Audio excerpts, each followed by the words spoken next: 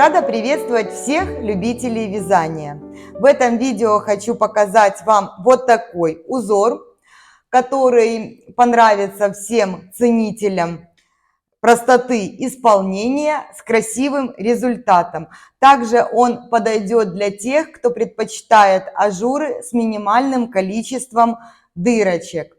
Вообще этот узор это один из вариантов этого узора, его можно обыгрывать по-разному.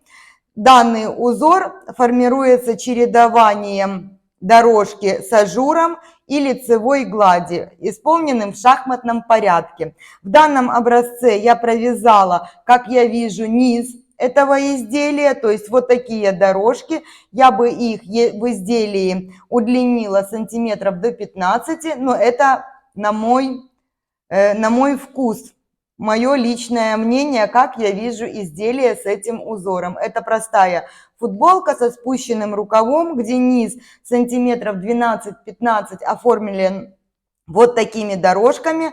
Далее идет узор чередованием вот таких ажурных и дорожек просто лицевой гладью с вот этими переплетениями. Также его можно оформлять как одну сторону, допустим, здесь слева только ажур, дальше идет лицевая гладь, следующая дорожка справа, следующая дорожка лицевая гладь. То есть здесь можно обыгрывать его как угодно. Можно вообще все пустить лицевой гладью или, к примеру, один ряд лицевой гладью, второй ряд, вот как у меня провязан предполагаемый низ изделия. Одним словом, здесь полет для фантазии. Пожалуйста, творите. Итак, вот этот образец я вязала из пряжи хлопок с шелком. Здесь 15% шелка, 390 метров в 100 граммах. И вязала я его на спицах номер 2,5. И вот такой результат у меня получился. Если же этот узор вы хотите применить для вязания изделия от горловины, он будет смотреться точно таким же вот образом. Ничего здесь не меняется. Изнаночная его сторона выглядит вот так. Здесь очень много лицевых петель, которые прилегают к телу. И за счет этого он тактильно очень-очень приятен. А еще в моем случае пряжа с шелком. Вообще просто красота и приятные ощущения отношения таких вещей. Вообще для вязания этого узора подойдет практически любая гладкая пряжа. От достаточно толстой, к примеру, это 150 метров в 100 граммов, до достаточно тонкой, где-то метров 400. Вот 500 уже, как по мне, это будет слишком тонкая пряжа для вязания такого узора.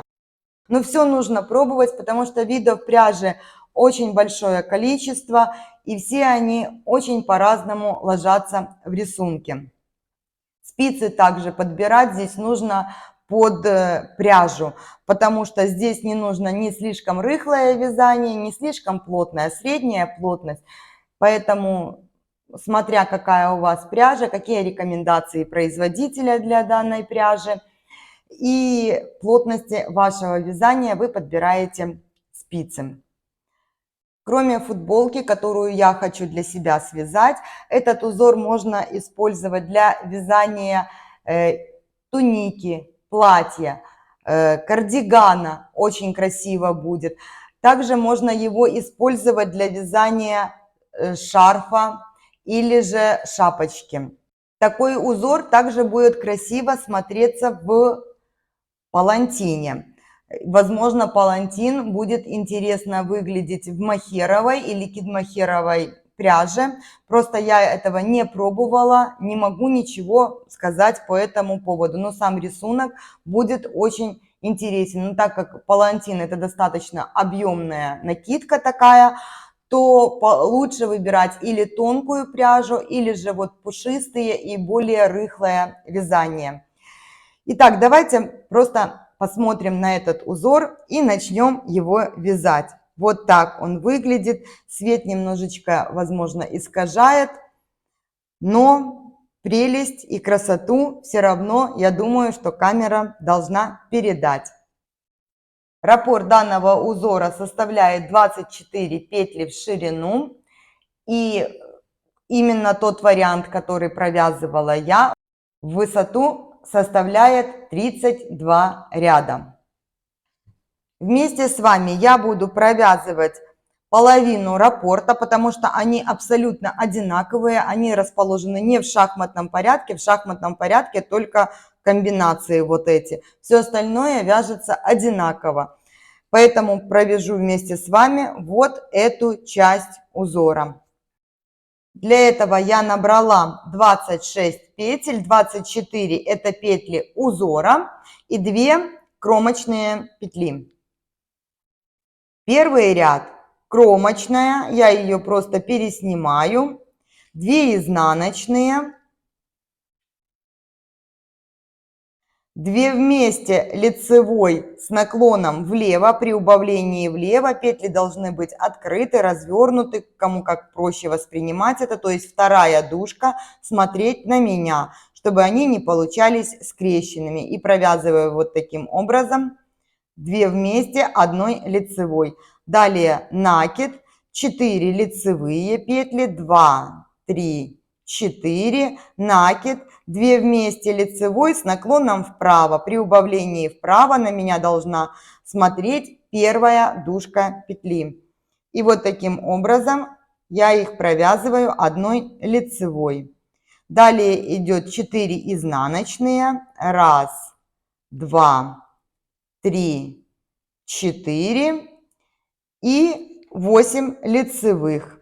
1, 2, 3, 4, 5, 6, 7, 8. Раппорт заканчивается 2 изнаночными петлями и ряд заканчиваю кромочной петлей. Вот так провязывается первый ряд данного узора. Изнаночные ряды, четные ряды, все провязываются по рисунку. Накиды провязываются изнаночной петлей при поворотном вязании. Если же вы вяжете по кругу, соответственно, вы также провязываете все петли по рисунку, но накиды в данном случае вы будете провязывать лицевой петлей. Думаю, здесь никаких сложностей нет, поэтому четные ряды я буду пропускать. Третий ряд. Кромочная, и начинаю вязать раппорт узора. 2 изнаночные, 2 вместе лицевой с наклоном влево, накид, 4 лицевые, накид, 2 вместе лицевой с наклоном вправо, 4 изнаночные, 3, 4, 8 лицевых петель, 3, 4, 5, 6, 7, 8. 2 изнаночные. Я провязала раппорт узора. Ряд заканчиваю кромочной петлей. 5, 7 и 9 ряды провязываются точно так же, как я провязала 1 и 3. Я 5 ряд сейчас еще провяжу вместе с вами. Дальше я покажу, как я выполняю без дополнительной спицы вот этот элемент вязания и переход от раппорта к раппорту в высоту. Итак, 5 ряд. Кромочная, 2 изнаночные, 2 вместе лицевой с наклоном влево, накид, 4 лицевые петли, накид, 2 вместе лицевой с наклоном вправо, 4 изнаночные, 4 петля, 8 лицевых, 1, 2, 3, 4, 5, 6, 7, 8 и 2 изнаночные. Я закончила вязать раппорт узора. Ряд заканчиваю кромочной петлей. Итак, вы продолжаете вязать 7, 8 и так далее ряды. Можно вот эту часть удлинить по желанию. У меня здесь раппорт узора 10 рядов. Вы можете провязывать больше или меньше, как вам нравится. Итак, я провязала здесь 6 рядов. Дальше я буду вывязывать вот этот элемент, как он выполняется. По схеме это идет 11 ряд. Кромочная, 2 изнаночные, 2 лицевые. Далее первое перекрещивание. Для этого у меня нить находится перед работой, вот таким вот образом. Я снимаю первые 2 петли на правую спицу, вот так, нить перед работой. Возвращаю нить в исходное ее положение, как при вязании лицевых петель, и провязываю 2 лицевые, вот таким вот образом. Далее левой спицей за работой я поднимаю 2 непровязанные петли, вот таким вот образом. Эти 2 провязанные петельки я придерживаю правым пальцем и надеваю их на правую спицу. Вот таким образом я выполняю перекрещивание без дополнительной спицы. Далее я провязываю непровязанные оставшиеся 2 петли лицевыми. Дальше у меня по схеме 2 лицевые, 4 изнаночные и перекрещивание. 2 лицевые, нить перед работой, 2 петли переношу на правую спицу. Вторые 2 я провязываю лицевыми. За работой я поднимаю левой спицей первые 2 непровязанные петли. Снимаю все со спицы. На правую надеваю провязанные петли. И вот таким образом их перекрещиваю и провязываю 2 оставшиеся лицевые. Вот это перекрещивание. И 2 лицевые, и 2 изнаночные. Я провязала раппорт узора. Вы вяжете то количество раппортов, которое нужно для вашего изделия. Поворотные ряды заканчиваются просто кромочной петлей. Изнаночная сторона здесь будет провязываться тоже по рисунку, как обычные жгуты. В 13 ряду я буду делать перекрещивание влево. Видите, в 11 ряду здесь было жгут вправо, в 13 влево. Как я это делаю? 13 ряд кромочная, 2 изнаночные, нить за работой, на правую спицу переношу первые 2 петли, далее вторые 2 провязываю лицевыми. Перед работой левой спицей поднимаю первые 2 непровязанные петли. Указательным пальцем придерживаю провязанные, чтобы они не распустились. И поднимаю провязанные на правую спицу, а не провязанные у меня на левой. И провязываю их лицевыми. Вот таким образом. Второй жгут точно так же, нить за работой, 2 петли переношу на правую спицу, провязываю 2 лицевые, перед работой поднимаю непровязанные петли, придерживаю все и провязанные переношу на правую спицу. Вот таким образом я провязываю такие жгуты, такие и больше жгуты. Мне очень нравится этот способ. Я не люблю дополнительную спицу. Далее я провязываю по схеме 4 изнаночные и снова жгуты. Нить за работой, 2 перенесла петли, 2 провязала. Перед работой подняла первые 2 непровязанные петли.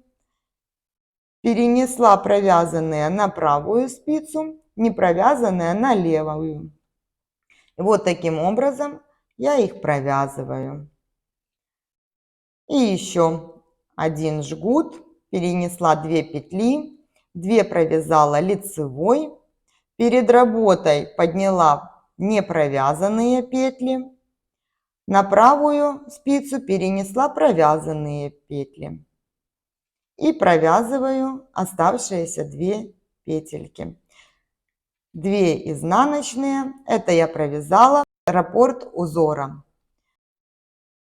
ряд заканчиваю кромочной петлей. 15 ряд и последнее перекрещивание.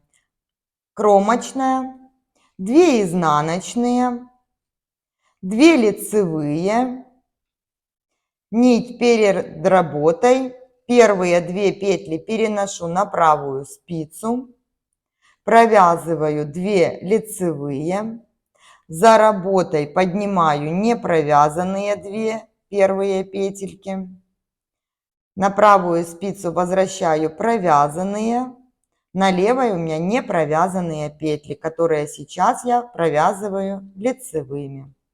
Далее 2 лицевые, 4 изнаночные, 1, 2, 3, 4 и еще одно переплетение, 2 лицевые, нить перед работой, 2 петли переношу на правую спицу, 2 провязываю лицевыми, далее поднимаю непровязанные петли на левую спицу, а провязанные возвращаю на правую, вот таким образом, и провязываю 2 оставшиеся петли.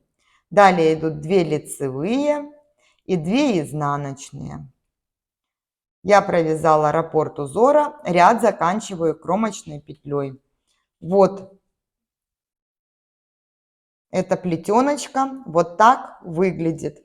Вот так она выглядит с изнаночной стороны. Здесь ничего, никаких провисаний нету, хотя во время вязания вы видели, что нить немножечко провисает. Но это все провисание ушло в петельки, и при этом способе вязания жгуты нет в жгутах вот такой вытянутой одной петли, которой не хватает вроде бы пряжи. Вот так это выглядит. В 17 ряду я меняю расположение вот этих дорожек в шахматном порядке. То есть, если я здесь начинала с ажурной дорожки, то теперь у меня первая будет лицевая дорожка, а вторая ажурная. Давайте провяжем 17 ряд вместе. Там, в принципе, все понятно, но для лучшего визуального понимания я провяжу 17 ряд вместе с вами. Кромочная, 2 изнаночные, 8 лицевых петель, 1, 2, 3, 4, 5, 6, 7, 8, 4 изнаночные, 1, 2, 3, 4. И вторая у меня будет ажурная. 2 вместе лицевой с наклоном влево, накид, 4 лицевые, 3, 4, накид, 2 вместе лицевой с наклоном вправо и 2 изнаночные. Я провязала раппорт узора, ряд заканчиваю кромочной петлей. И вот так вяжу, повторяя 17 ряд на ту высоту, которая мне нужна. В моем случае это 10 рядов. Вы же, как я уже ранее говорила, можете или больше ее сделать, или меньше. Все это будет выглядеть очень красиво. Надеюсь, узор вам понравился, и вы обязательно что-нибудь свяжете с таким замечательным и простым узором. Всем легких петелек и до встречи на канале!